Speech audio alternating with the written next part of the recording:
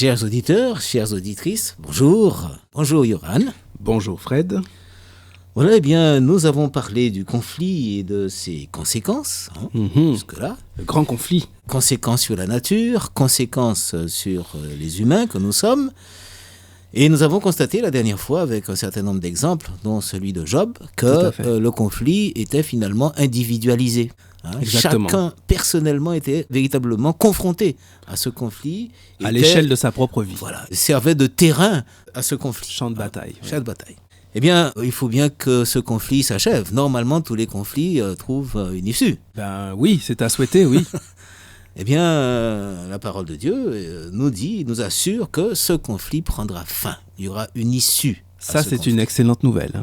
Je crois que c'est une bonne nouvelle pour tout le monde. Ça va prendre fin, ça va cesser. Et c'est le livre de l'Apocalypse qui nous parle de la fin de ce conflit. Et qui nous en parle avec un certain nombre de détails que nous trouvons au chapitre 20 de l'Apocalypse. Et dans ce chapitre 20, eh bien, il est question là d'un jugement, effectivement. Par exemple, au verset 11, qu'est-ce que nous lisons ? Alors, Apocalypse chapitre 20, verset 11.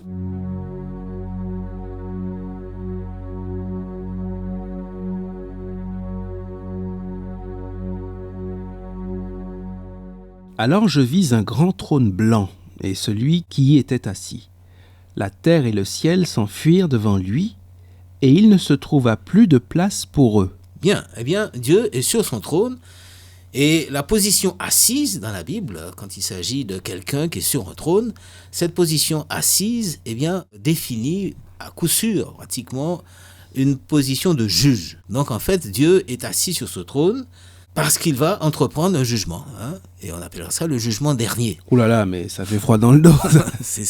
On comprend bien que chacun se sent concerné. Mais je pense qu'il faut définir cette notion de jugement parce que ça peut faire peur. Tout à fait.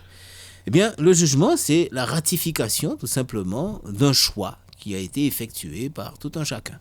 Il y en a qui ont tenu compte de, effectivement, ce que nous aurons l'occasion de voir un petit peu plus tard, c'est-à-dire du plan de sauvetage que Dieu a mis en place avec Jésus-Christ. Et il y en a qui n'ont absolument pas tenu compte de cette démarche de Dieu. Ou même qui s'y sont carrément opposés. Oui, absolument. Ça peut exister aussi. Et qui, par conséquent, eh bien, ont choisi une autre voie. Ont choisi la voie qui leur semblait la bonne, pour eux en tous les cas. Et nous sommes là au niveau d'une évaluation finale. Savoir que c'est normal que le choix de chacun va être évalué. Et porte ses conséquences. Avec ses conséquences. Est-ce que ce choix va dans le sens de quelque chose de positif qui lui a permis et qui a permis à ceux qui l'entouraient de pouvoir vivre mieux, être plus heureux ? Ou est-ce que ce choix est venu ajouter en quelque sorte à cette rébellion dont nous avons parlé dans le passé et qui a eu comme origine ce Satan, ce Lucifer qui est devenu l'adversaire ? Donc chacun doit être évalué, ça va de soi. Autrement dit, le choix de chacun va déterminer le jugement. Exactement. Ce n'est pas Dieu qui décide d'une sentence, mais c'est chaque être humain qui est responsable finalement, qui est mis devant ses responsabilités. Il doit donc assumer les conséquences du choix qu'il aura fait. Est-ce qu'on pourrait juste lire les versets 12 et 13 Tout à fait. Qui expliquent un petit peu tout ça.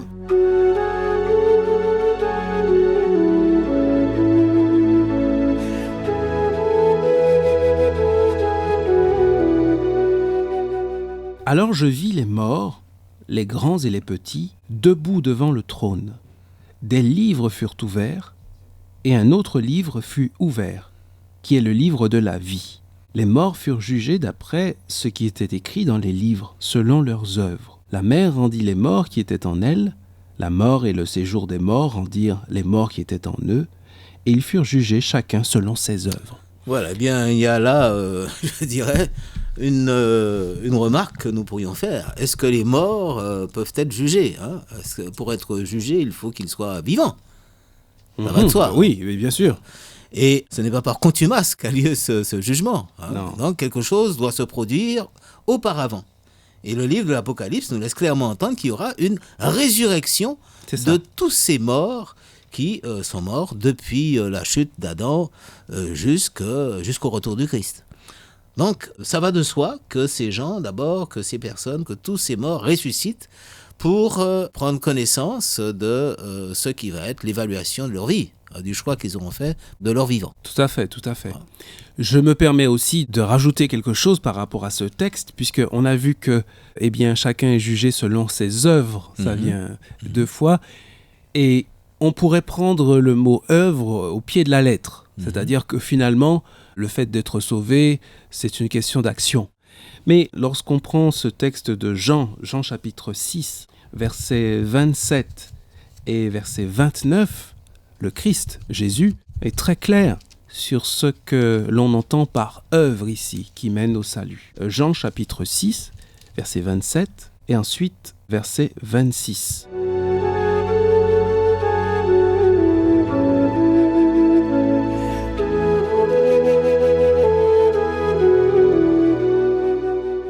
Donc, travailler non pour la nourriture qui périt, c'est Jésus qui parle, mais pour celle qui subsiste pour la vie éternelle.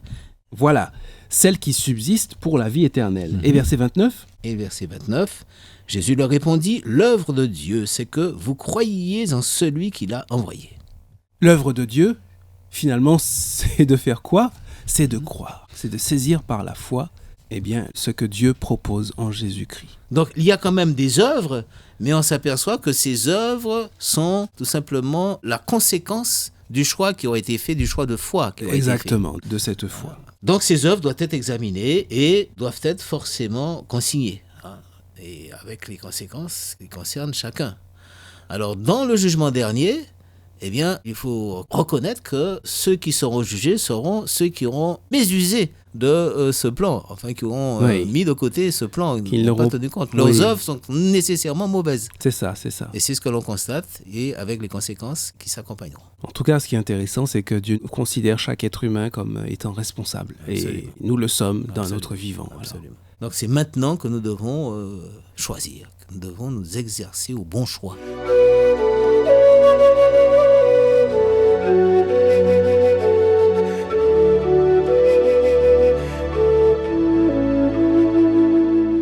Alors, tout ça, c'est très bien, mais en quoi est-ce que cela m'interpelle-t-il ? Nous avons parlé du grand conflit, un conflit qui a commencé dans le monde des anges, qui ensuite est descendu s'est répandu sur notre terre, à l'échelle de la vie de chacun, avec une issue, un jour. Mais aujourd'hui, en quoi est-ce que cela m'interpelle ? On a déjà commencé à aborder cette question.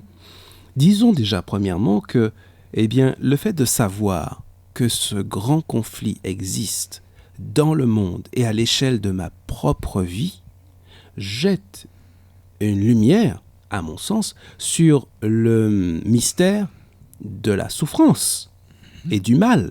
Pourquoi la souffrance ? D'où vient le mal ? Cette question trouve une réponse ici dans l'enseignement de la Bible au sujet du grand conflit. Le monde dans lequel nous vivons est injuste parce que un jour, il y a eu un basculement et des forces qui ne sont pas celles de Dieu sont agissantes dans ce monde. Pourquoi la souffrance ? C'est la même réponse, premièrement. Deuxièmement, cet enseignement du grand conflit, à mon sens, nous aide à comprendre une deuxième chose, c'est que le monde dans lequel nous vivons est une anomalie. Hors norme. Ce n'est pas normal. C'est peut-être pour ça que nous avons tant de mal à accepter la mort, la disparition d'un proche, de quelqu'un. Le monde dans lequel nous vivons est une anomalie, un accident. Alors nous ne sommes pas nés pour souffrir et pour mourir. Absolument pas. C'est ce que la Bible nous enseigne. C'est ce que la Bible nous enseigne. Très clairement. Alors j'ai beaucoup de respect et de sympathie pour la philosophie orientale, qui s'accommode. Qui est une tentative d'apprivoiser ce monde, qui nous pose des questions. Qui intègre la normale, en quelque sorte. La normale. Voilà, c'est ça, qui essaie de s'y faire, d'une certaine manière. J'ai vraiment beaucoup de sympathie pour ces philosophies, puisque d'une certaine manière, elles nous aident à accepter, à vivre avec ce monde qui nous bouscule, d'une certaine façon. Mais l'enseignement de la Bible nous dit que, bien qu'on puisse tenter de s'accommoder pour vivre tant bien que mal sur cette terre. Pour que ce soit supportable. Voilà, pour que ce soit supportable. En réalité, nous vivons dans une situation anormale. Absolument. Voilà donc le message retentissant de la Bible.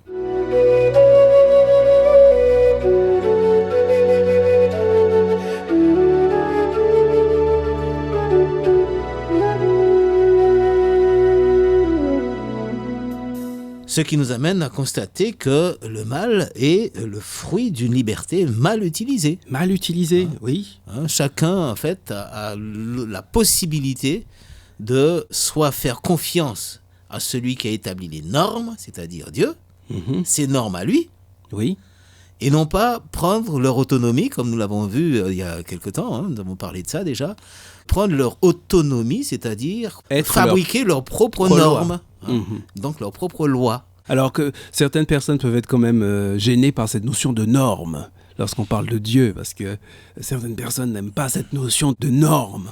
Mais il y a des lois qui régissent tout. La vie ne serait pas vivable s'il n'y avait pas des règles. C'est vrai, même la nature observe Et des lois, oui, c'est vrai. absolument. Donc C'est c'est un leurre que de penser un seul instant qu'on pourrait vivre sans loi. Que ferions-nous si les lois de la nature n'existaient pas? Exactement. Et peut-être qu'on peut dire aussi que ces normes que Dieu instaure, finalement, sont les normes de la vie. Tout Ce simplement. sont les lois de la vie, Ah oui, tout qui simplement. préservent la vie. Ce ne sont pas des lois qui sortent d'un tribunal, mais ce sont des lois qui préservent la vie, qui pérennisent la vie. Absolument. Au fil de l'écriture, Fred et Yoran sur Parole de vie, la radio chrétienne de la Côte d'Émeraude. Alors, jusqu'où suis-je capable de m'investir pour ce qui est bien? Bien, nous laissons à chaque auditeur le soin de répondre à cette question-là. Tout à fait. Jusqu'où? Comment est-ce que je veux utiliser cette liberté Oui. qui est la J'ai mienne? toute la possibilité de le faire, de toute façon. Et qui pourrait m'empêcher effectivement, d'exercer ma capacité de choisir? Vraiment, qui? Donc, chacun devient responsable. Exactement. Les auditeurs, chaque auditeur, et nous-mêmes, toi et moi, eh bien, nous sommes responsables des choix que nous pouvons librement effectuer. Et c'est ce que la parole de Dieu nous laisse entendre. Tout à C'est fait. pour ça que ce jugement devient un jugement personnel. Exactement. C'est le jugement de chacun par rapport à ses propres choix. Donc c'est un jugement toujours équitable, finalement. Absolument. Eh bien, je pense que nous allons pouvoir nous arrêter là, aujourd'hui. J'ai l'impression, en tous les cas. On espère que les auditeurs aussi Oui, trouveront ce moment intéressant et nous leur souhaitons une bonne fin de réflexion et à bientôt. à bientôt. Au revoir.